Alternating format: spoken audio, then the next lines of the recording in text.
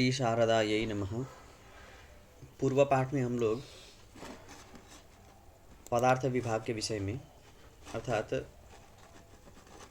साति पदार्थ कहने से ही सिद्ध हो गए, फिर पुनः सप्तग्रहणम किमर्थम इस विषय में चर्चा की। तो निश्चय क्या हुआ? सप्तग्रहणम फलित क्या हुआ? सप्तग्रहणम किमर्थम? द्रव्यादि भेद हाँ सप्तका भाव। हाँ, मतलब सबसे पहले बोलो, एक व्याप्ति लाभ करनी है हमको, ठीक है। पदार्थत्वम द्रव्यादि सप्तान्यतमत्व व्याप्यम, अर्थात पदार्थत्वम यत्र यत्र अन्ये दार्शनिकाः ये सन्ति ते यत्र यत्र पदार्थत्वं स्वीकुर्वन्ति, शक्तौ स्वीकुर्वन्ति अथवा सादृशे स्वीकुर्वन्ति, स्वत्वो एव स्वीकुर्वन्ति, तत्र तत्र पदार्थत्वम् अस्ति, तेषां मते पदार्थत्वम् अस्ति चेत् तत्र द्रव्यादि सत्तान्यतमत्वमपि अस्ति, ठीक है। अब शक्ति जो है उसका हम मानते ही नहीं है, ठीक है। तो द्रव्यादि सत्तान्यतमत्व के अंतर्गत कहाँ आ गया? अभाव में आ गया। अब ऐसे करके आएगा बाद में, लेकिन जो कोई भी यदि किसी को पदार्थ बोले, ठीक है, अयम पदार्थ है, यदि वो बोले है इस प्रकार से प्रतीति है उनको, तो वो क्या है? द्रव्यादि सात से अतिरिक्त नहीं है, अन्यतम में ही है। और बीच में एक चर्चा हो गई कि अन्यतमत्व नाम तद भिन्न भिन्नत्वम, तद भिन्न भिन्नत्वम नाम द्रव्यादि सप्त भिन्न भिन्नत्वम, यही लेना पड़ेगा, ठीक है। घटान्यतमत्वम नाम घट भिन्न भिन्नत्वम, द्रव्यादि सप्तान्यतमत्वम नाम द्रव्यादि सप्त भिन्न भिन्नत्वम, द्रव्यादि सप्त भिन्नस्यैव प्रसिद्ध्या द्रव्यादि सप्तान्यतमत्वम कथम संघटते, ठीक। इसके लिए क्या उत्तर दिया? अन्यतमत्व हम क्या करेंगे? अन्यतमत्व ना मतलब जो प्रसिद्ध है भेद ये नहीं लेंगे, तद भिन्न भिन्न नहीं लेंगे, ठीक है। क्या लेंगे? सब द्रव्यादि सप्त भेद लेंगे और पार धर्म में जाएंगे। धर्मी भिन्न भिन्न क्या है? धर्मी है, भिन्न में रहने वाला भेद है, ठीक है। जिसमें भेद रहे, घट भेद कहाँ रहता है? हाँ, घट भेद कहाँ रहेगा? घटो न, ये प्रतीति कहाँ होती है? घट से अतिरिक्त में होती है ना। घट भेद जहाँ रहेगा वही न घट भिन्न है। घट भेद रहेगा घटातिरिक्त में, वो सारा घट भिन्न है ही, इसलिए घट भिन्ने घट भेद है नाम, भिन्न हो गया धर्मी। और वो धर्मी किस लिए धर्मी हो गया? कौन सा धर्म है उसमें भिन्न में? तो भेद रूप धर्म है। इसलिए हम अब पूरा भिन्न भिन्न करके धर्मी से नहीं चलेंगे, क्या करेंगे? अब धर्म से चलेंगे, ठीक है। तो द्रव्यादि सप्त भेद मतलब द्रव्य भेद, गुण भेद, ऐसे करके भेद, सात भेद। तदभाव द्रव्यादि सात भेद कहाँ रहेंगे? तो द्रव्य का भेद रहेगा गुणादि में, ऐसे ऐसे करके, ठीक है। एक का भेद 6 में, एक का भेद 6 में करके रहेगा। तो उसका सभी का अभाव कहाँ रहेगा? स्वस्व में रहेगा। इसी प्रकार से अन्यतमत्वम प्रसिद्धम भविष्यति, अतः न दोषः तो दोष विरहात् करके आया था ना। अब देखिए, अब पदार्थ विभाग हो गया है ना। अब द्रव्य विभाग देखिए, तत्र द्रव्याणि पृथिव्यप तेजो वायवाकाश कालदिगात्मा मनांसी नवैव, यहाँ भी नव एव, ठीक है, नव से अतिरिक्त नहीं है। तो क्या क्या है? तो ये उद्देश्य प्रकरण है, तो नाम केवल जानना है। तत्र द्रव्याणि, तत्र मतलब कुत्र, यहाँ आएगा बाद, हाँ नीचे आएगा दीपिका में, ठीक है। तत्र मतलब द्रव्यम विभजते तत्रेति, तत्र मतलब तत्र द्रव्यादि मध्ये द्रव्याणि नवैव, द्रव्यादि मतलब सात पदार्थ जो है द्रव्य गुण इत्यादि मध्ये जो द्रव्य है वो नव ही है, नवैव इत्यन्वयः, ठीक। तो के तो आएगा अब के कहाँ गया? हाँ, कानिचतानी तो पृथ्वी, ठीक है, अलग अलग करके बोलेंगे। तो पृथ्वी, अप जल हो गया, तेज, वायु, आकाश, काल, दिग, आत्मा और मन, ये हो गए नौ द्रव्य, ठीक है। अब देखिए, अब प्रश्न हो गया कि मीमांसक लोग जो है तम को अतिरिक्त द्रव्य मानते हैं। उनके मत में कितने द्रव्य हो गए? 10 द्रव्य हो गए, ठीक है। नव द्रव्य ये तो है ही, लेकिन इससे अतिरिक्त क्या है? एक तम भी द्रव्य है। तो वो लोग मानते हैं यहाँ के क्या आया है? द्रव्य नवैव आया है, तो नव से अतिरिक्त नहीं है, ये सिद्ध करना होगा ना। इसीलिए तम द्रव्य नहीं है ये करके सिद्ध करेंगे, ठीक। पहले क्या करेंगे? सबसे पहले पूर्व पक्ष करेंगे कि तम द्रव्य है करके, इसमें पूर्व पक्ष आएगा, उसके बाद नहीं है करके सिद्धांत पक्ष। अब देखिए, अब प्रश्न हो गया, ननु तमसः दशमद्रव्यस्य विद्यमानत्वात् कथम नवैव द्रव्याणि इति, ठीक है। प्रश्नकर्ता क्या कर रहा है? तम को क्यों छोड़ लिए? तम भी तो दशम द्रव्य है, इसलिए तमसः विद्यमान तो है ही, तो कैसे नवैव द्रव्याणि? तो इसके लिए फिर प्रूव कर रहे हैं कैसे है करके, तथा ही नीलम तमस्सलति, देखिए एक वाक्य से द्रव्यत्व सिद्ध कर रहे हैं तम में। द्रव्यत्व नाम किम, द्रव्यत्व नाम किम मतलब हम पूछ रहे हैं द्रव्यत्व से किम लक्षणम, अतः बोलो द्रव्य से लक्षणम किम, गुणवत्तम क्रियावत्तम व द्रव्य से लक्षणम। ठीक है, क्रियावत्तम यहाँ बोलेंगे, कर्मवत्तम व बोलेंगे। तो गुणवत्तम कर्मवत्तम द्रव्य से लक्षणम, यही न है। तो द्रव्य सिद्ध होने के लिए क्या चाहिए, गुणवत्ता और कर्मवत्ता चाहिए। और एक ही वाक्य, एक ही प्रतीति के आधार पर गुणवत्ता और कर्मवत्ता दोनों सिद्ध कर रहे हैं।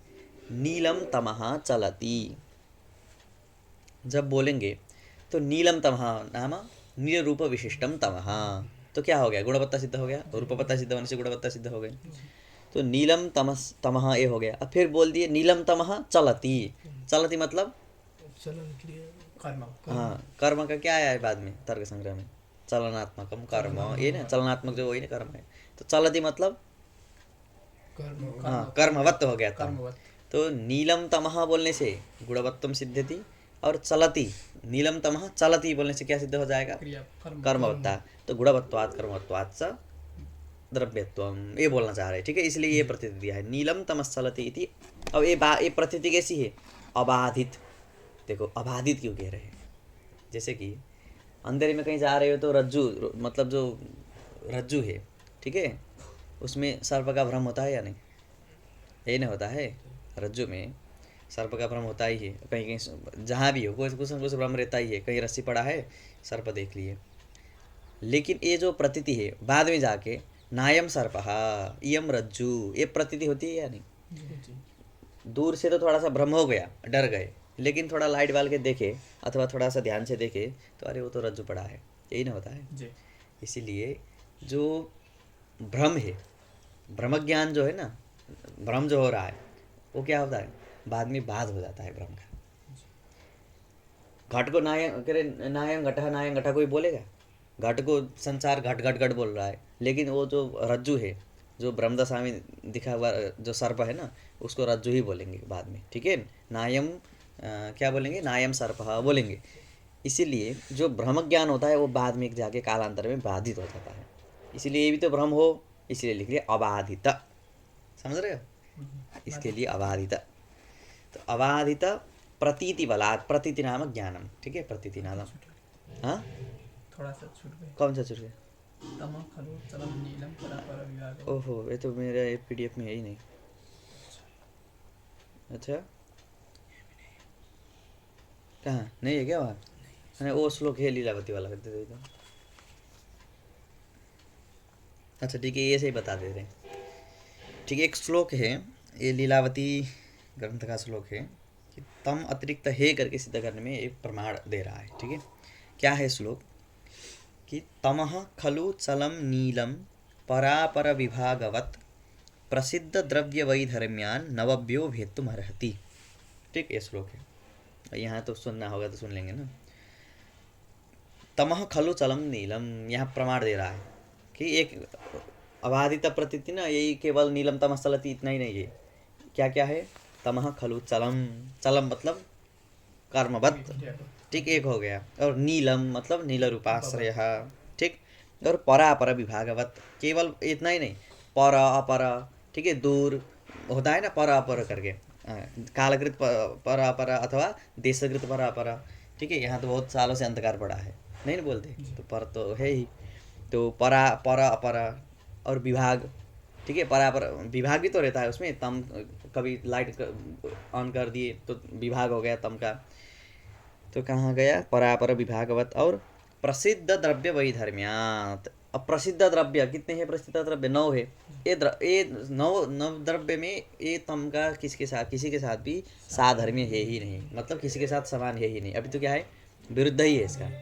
ठीक है, तो क्या है, वैधर्म्य है। जब वैधर्म्य होगा तो वैधर्म्य वाले को एक जगह अंतर्भाव कर सकते हैं, नहीं कर सकते। इसलिए प्रसिद्ध द्रव्य वैधर्म्यात् नवभ्यो हेतुमर्हति, नवभ्यो द्रव्यभ्यो भेत्तुमर्हति, मतलब इसको भेदन करके दसवां स्थान प्राप्त कर सकता है तम, ये बता रहे। ठीक है, हो गया ना, तमः खलु चलम नीलम परापर विभागवत प्रसिद्ध द्रव्य वैधर्म्यान नवभ्यो भेत्तुमर्हति। इसलिए ये प्रमाण दे दिया ना, यहाँ तो केवल नील 2 ही प्रमाण दिए थे, नीलम तमस्सलति है ना, वहाँ हो गया परापर विभागवत, ये भी हो गया। हाँ, अब इसके बाद तथा ही है। ठीक, तो इतना हो गया। नीलम तमस्सलिति अबाधित प्रतीति बलात्। अबाधित प्रतीति मतलब ये प्रतीति भ्रम नहीं है, ये बोध कराने के लिए अबाधित कह रहे हैं, ठीक है ना। अबाधित प्रतीति बलात् नील रूपाधारतया। नील रूपाधारतया मतलब नील रूपवत्तया, ठीक है। आधारतया नीलवत्तया कह देते। नील रूपाधारतया मतलब आधार, मतलब यहाँ क्या कर रहे हैं, समवाय संबंध बताने जा रहे हैं, ठीक है। क्योंकि गुणवत्तम क्रिया कर्मवत्तम समवाय संबंधेन ही द्रव्यत्वम है ना, इसीलिए नील रूपाधारतया। आधार शब्द अधिक होने के कारण ये बोल सकते हैं, ठीक है। आधार शब्द अधिक होने के कारण समवाय संबंध का भी लाभ हो रहा है। नील रूपाधारतया क्रियाधारतया नाम समवायन कर्मवत्तया क्रियावत्तया च तमसः द्रव्यत्वम तावत् सिद्धम, ठीक। जो होना चाहिए क्वालिटी वो तम में है ही, ठीक है। तो द्रव्य क्यों नहीं मानना है, तो तमसो द्रव्यत्वम तावत् सिद्धम। तत्र अब बोलेंगे यदि अस्तु तमसः द्रव्यत्वम अस्तु परंतु प्रसिद्धेषु नवद्रव्येषु एव तेषां तस्य अंतर्भावः। बोल सकता है ना कोई, द्रव्य मान ले लेकिन नवभ्यो वेत्तुम अर्हत्यम, तो नौ द्रव्य से अतिरिक्त मानने में हमको समस्या है ना। नव में किसी में अंतर्भाव कर लेंगे, जैसे कि सुवर्ण को क्या करते, अतिरिक्त नहीं मानते, कहाँ अंतर्भाव कर देते हैं, तेज में अंतर्भाव कर देते हैं, ठीक है। ये चर्चा बाद में आएगी। तो इसी प्रकार से यहाँ भी क्या करेंगे, नव में ही किसी में अंतर्भाव करेंगे, तो आ गया तत्र तमसः न आकाश आदि पंच के अंतर्भाव। देखिए आकाश आदि पंच के, आकाश आदि पंच मतलब क्या क्या हो गया, आकाश काल दिग आत्मा मन। ये आकाश आदि जो पंच है, पांच है, इनमें तो इसका अंतर्भाव नहीं हो सकता है, ठीक है। क्यों, रूपवत्वात् नीलम तमः। लेकिन ये तो क्या है, रूप वाले नहीं है ना। देखिए इसमें रूप वाले हमारे पास कितने द्रव्य है, तीन ही ना है, ठीक है। कौन से, पृथ्वी जल तेज। अब वायु को भी ले सकते थे, ठीक है। लेकिन इनको क्या था कि शिष्य बुद्धि वही सिद्धार्थ, ठीक है। शिष्य की बुद्धि क्या हो और मतलब विकसित हो, बुद्धि और प्रगाढ़ हो, इसीलिए अलग अलग हेतु बता दिए रहे, ठीक है। मुक्तावली पढ़ेंगे तो दो ही हेतु से सब जगह काम चल जाएगा। क्योंकि ये देखिए तम कैसा है, नील रूप वाला है ना, नील रूप वाला तम है। नील रूप वाला है मतलब नील रूप कहाँ कौन से द्रव्य में रह सकता है, कितने द्रव्य में रह सकता है नील रूप, केवल पृथ्वी में, ठीक है। तो जलादि का वारण हो गया तमः, है ना, न जलाद्यंतर्भावः तमसः जलाद्यंतर्भावः न संभवति। उसमें क्या देंगे हेतु, नील रूपवत्वात्, ठीक है। इतना देंगे तो जलादि सबका हो जाएगा ना। और तमः न पृथ्वी, क्यों, हाँ, गंधा भावात, ऐसे करके बोलेंगे दो हेतु सब काम चल जाएगा। यहाँ अलग अलग बता रहे। देखिए कहाँ गया, रूपवत्वात् हेतु से क्या सिद्ध करेंगे, आकाशादि पंचक अंतर्भावा भाव अनंतर्भाव है, सिद्ध करेंगे, ठीक है। ये हो गया, ठीक। कहाँ गया, तत्र तमसः न आकाशादि पंचके अंतर्भावः रूपवत्वात् अतएव न वायु। अतएव नाम रूपाभावाद एव, ऐसे करना है, ठीक है। अतएव नाम रूपाभावाद एव न वायु, वायु में भी अंतर्भाव नहीं हो सकता है। और फिर दूसरा हेतु दे दिया स्पर्शाभावात, ठीक है। वायु में क्या है, स्पर्श है, ठीक है। रूप रहित स्पर्शवान है ना वायु तो, लेकिन क्या नहीं है, ये तम में तो स्पर्श नहीं है। और फिर दूसरा भी दे दिया कि सदा गतिमत्वा भावाच, वायु क्या है, सदा गतिमान है, ठीक है, चलनात्मक है वायु भी, तो सदा गतिमत्वा भावाच। ये तो सदा गतिमत नहीं है, हमेशा चलता रहता, तम तो ऐसा है नहीं, तो सदा गतिमत्वा भावाच। कभी कभी लाइट की जगह भी चल के आ जाए, ऐसा नहीं होता है। और नापी तेजसी, और तेज में भी इसका अंतर्भाव नहीं हो सकता है, क्यों, भास्वर रूपा भावाद उष्ण स्पर्शा भावात। भास्वर रूपा भावात, तेज में कौन सा रूप है, तो भास्वर शुक्ल है। यहाँ तो क्या भास्वर रूप, शुक्ल ही नहीं है, ठीक है ना। तम में शुक्ल नहीं ना है, इसलिए भास्वर रूपा भावात। और उष्ण स्पर्शा भावात, उष्ण स्पर्श कहाँ है, तेज में है। तमसी उष्ण स्पर्शः नास्ति अतः उष्ण स्पर्शा भावात न तेजसी अंतर्भावः, ठीक। नापी जले अंतर्भाव, ये सब में बोलना है। क्यों, तो जल में क्या क्या है, शीत स्पर्श है, ठीक है। जल में शीत स्पर्श है ना, हाँ। अब उसमें क्या है, जो अंतर्भाव करने के लिए ले जा रहे हैं हम तम द्रव्य, इसमें क्या है, शीत स्पर्शा भाव है, ठीक है। शीत स्पर्शा भाव, शीत स्पर्श तो है नहीं उसमें, जल में शीत स्पर्श है, उसमें शीत स्पर्श नहीं है, तो विरुद्ध हो गए ना। तो ये साधर्म्य हो गया, वैधर्म्य हो गया, वैधर्म्य हो गया। और नील रूपवत्वात्, जल में तो कौन सा रूप रहेगा, शुक्ल ही रहेगा, ठीक है। अभास्वर रहेगा तो शुक्ल ही रहेगा ना, जो भी रहे शुक्ल ही रहेगा। नीलरूपवत्वात् च न जले अंतर्भावः नापि पृथिव्यां, पृथ्वी में भी अंतर्भाव नहीं हो सकता है। क्यों? क्योंकि गंधाभावात्, ठीक है, पृथिव्यां गंधः अस्ति तत्र नास्ति, स्पर्शरहितत्वात् च, ठीक है, स्पर्शरहितत्वात् च हो गया। स्पर्श कहाँ है? पृथ्वी में है, तेज में नहीं है। तस्मात् तमः दशम द्रव्यम इति, ठीक है, सिद्ध हो गया। जी। द्रव्य तो सिद्ध हो गया सबसे पहले, उसके बाद क्या क्या क्या सिद्ध हो गया? अतिरिक्त द्रव्य तो सिद्ध हो गया। जब अतिरिक्त द्रव्य तो सिद्ध हो गया तो तस्मात् तमः द्रव्यम इति चेत न, ये पूर्व पक्ष हो गया, इसका खंडन। इति चेत न, ऐसा नहीं बोल सकते हैं। क्यों? क्योंकि तमसः तेजो भाव रूपत्वात्, तम कोई द्रव्य ही नहीं है। दशम द्रव्य तो क्या द्रव्य ही नहीं है, ठीक है। तो क्या है? सब कुछ बचे हुए पदार्थ न रहेंगे, पदार्थ तो है ही, क्योंकि इसको भी कुछ तो है ना। तो पदार्थ है, कौन सा पदार्थ है? तो सप्तम पदार्थ है, मतलब अभाव पदार्थ है। इसीलिए कौन सा अभाव भी क्या होता है? सब प्रतियोगिक होता है, ठीक है। जी। अभाव भी सब प्रतियोगिक होता है, मतलब अत्र अभाव, तो बोल क्या बोलेंगे? कस्य अभाव, किम प्रतियोगिक अभाव बोलेंगे ना। तो किसका अभाव है? तो तेजो भाव रूपत्वा, तेज का अभाव ही तम है, ठीक है। तेजो भाव तमः, यही हो गया।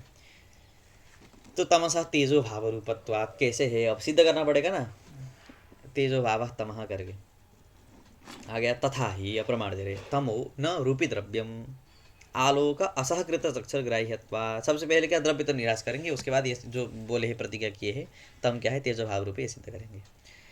देखिए इसमें एक युक्ति क्या है कि तम को वो द्रव्य मान रहे हैं, ठीक है। इसमें युक्ति दे रहे नीलम तम, हाँ, ऐसे करके जो अबाधित प्रतीति बोल रहे हैं। ये प्रतीति चक्षुर्ग्राह्य है ना, चक्षुर से ग्रहण हो रहा है। इसीलिए अब हमको क्या सिद्ध करना होगा कि तम द्रव्य दो प्रकार के हैं, ठीक है। एक द्रव्य है रूपी द्रव्य, एक द्रव्य है अरूपी द्रव्य। तम को हम क्या सिद्ध करेंगे? तम रूपी द्रव्य भी नहीं है, अरूपी द्रव्य भी नहीं है। जब रूपी द्रव्य भी तम नहीं है, अरूपी द्रव्य भी तम नहीं है, तो तम द्रव्य ही नहीं है, ये सिद्ध करेंगे, ठीक। अब देखिए सबसे पहले तमो न रूपी द्रव्यम, तम रूपी द्रव्य नहीं हो सकता है। क्यों? क्योंकि आलोक असहकृत अक्षर ग्राह्यत्वात्, ठीक है, आलोका भाववत। अब देखिए एक अनुमान दे दिए, तमो न रूपी द्रव्यम, इसको तो बाद में देख लेंगे, लेकिन ये व्याप्ति देखिए क्या है। आलोक असहकृत अक्षर ग्राह्यत्वात्, आलोक मतलब हो गया प्रकाश, असहकृत मतलब आलोका भाव, सहकृत मतलब आलोक, आलोक के साथ साथ, ऐसे बोल रहे, ठीक है। आलोक असहकृत जो चक्षुर्ग्राह्यत्वात्, जैसे कि कोई भी पदार्थ हो, हमको देखने के लिए क्या चाहिए? आलोक चाहिए, ठीक है। पदार्थ, अब देखिए कैसे संकोच करेंगे, पदार्थ नहीं बोलेंगे। जो भी रूपी द्रव्य है, ठीक है, रूप वाला जो भी द्रव्य है पृथ्वी जल तेज में, ठीक है, तीन द्रव्य रूपी द्रव्य है ना, इनका जिनका प्रत्यक्ष हो सकता है, उनके प्रत्यक्ष के प्रति लाइट मतलब आलोक कारण है, ठीक है। बिना आलोक का कुछ भी दिख सकता है? जल कुछ नहीं देख सकता है ना। तेज में भी जैसे कि ये जो प्रदीप इत्यादि है, ये तो दिख जाते हैं ना। इसीलिए ये पूरा जैसे कि जो चक्षुर इंद्रिय है वो नहीं दिखता है तेज होने पर भी। इसलिए सबको छोड़कर अभी दीपिका में इतना समझना है कि रूपी द्रव्य जितने भी है जो चक्षुर्ग्राह्य है, वो रूपी द्रव्य, रूपी ग्राह्य करे, रूपी ग्राह्य बोल दिया, रूपी द्रव्य जितने भी है चक्षुर्ग्राह्य रूपी द्रव्य, उनके प्रत्यक्ष के प्रति, जो प्रत्यक्ष हो सकते हैं उनके प्रति, ये नहीं कि बेविचार नहीं दिखाना है यहाँ, ठीक है। रूप से रूपी द्रव्य जो प्रत्यक्ष हो सकते हैं, चक्षुर इंद्रिय से प्रत्यक्ष हो सकते हैं, ऐसे रूपी द्रव्य के प्रति, ये रूपी द्रव्य के जो प्रत्यक्ष है, ठीक है, रूपी द्रव्य के प्रत्यक्ष के प्रति किम कारणम? आलोक, आलोक का कारण, ये फिक्स कर लीजिए पहले, ठीक है। आलोक है तभी दिखेंगे। लेकिन ये जो रूपी द्रव्य आप मान रहे हो कि तम को नील रूप वाला द्रव्य मान रहे हो ना, नील रूप वाला द्रव्य, तो ये चक्षुर ग्राह्य तो है, आप मान रहे हो, ठीक है, चक्षुर ग्राह्य तो है, लेकिन आलोक सहकृत चक्षुर ग्राह्य है अथवा आलोक असहकृत चक्षुर ग्राह्य है। आलोक के दशा में, आलोक के विद्यमानता के दशा में वो चक्षुर ग्राह्य है, अथवा जब आलोक नहीं है तब ग्राह्य है। आलोक नहीं है तब, हाँ? आलोक नहीं है तब क्यों? आलोक होगा तो तम रहेगा ही नहीं ना। यही प्रतीति के बल पर ये बोल रहे हैं कि तमसा तेजो भाव रूपत्वात्, यही, ठीक है। तमह न रूपी द्रव्यम, वो रूपी द्रव्य नहीं हो सकता है। क्यों? क्योंकि आलोक असहकृत अक्षरग्राह्यत्वात्। अब देखिए ये व्याप्ति कहाँ से लाभ हो गया, ठीक है। तमो न रूपी द्रव्यम, रूपी द्रव्य भेद सिद्ध कर रहे हैं ना। अब हेतु क्या है? आलोक असहकृत अक्षरग्राह्यत्व, ये हेतु है। तो इसके लिए यहाँ लिख रहे रूपी द्रव्य चाक्षुष प्रमायाम आलोकस्य कारणत्वात्। देखिए रूपी द्रव्य चाक्षुषत्वावच्छिन्नम प्रति आलोक कारणम, ये एक व्याप्ति है। जितने भी रूपी द्रव्य के चाक्षुष प्रत्यक्ष होता है सबके प्रति आलोक कारण है ही। लेकिन ये जो रूपी द्रव्य आप बोल रहे हो ये आलोक कारण नहीं है इसमें, ठीक है। प्रत्यक्ष तो हो रहा है, हमको भी हो रहा है उनको भी हो रहा है, लेकिन प्रत्यक्ष कैसा है, आलोक, ये जो आलोक सहकृत नहीं है, आलोक असहकृत है। लेकिन व्याप्ति क्या है, जितने भी रूपी द्रव्य दिखे गए हैं वो सबके प्रत्यक्ष के प्रति आलोक सहकृत चक्षुरिंद्रिय ही कारण है। इसीलिए तमो न रूपी द्रव्यम, ये रूपी द्रव्य नहीं हो सकता है, ठीक। तमो न रूपी द्रव्यम आलोक असहकृत चक्षुर्ग्राह्यत्वात्। अब इसमें दे दिए दृष्टांत, तो आलोकाभाववत, जैसे कि आलोकाभाव है, प्रकाशाभाव, ठीक है, तमी है ना, वो फलता तमी है। आलोकाभाव जो है वो आलोक से ग्रहण हो सकता है, मतलब घटाभाव घट सत्व दशा में प्रत्यक्ष हो सकता है।